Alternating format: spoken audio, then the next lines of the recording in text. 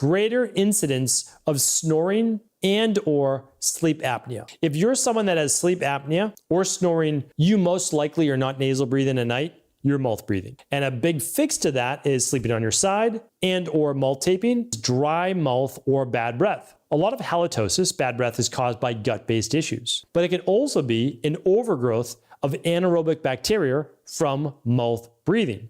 So mouth breathing overnight, yes, but also just mouth breathing during the day. Keep the mouth closed, tongue to the roof of the mouth.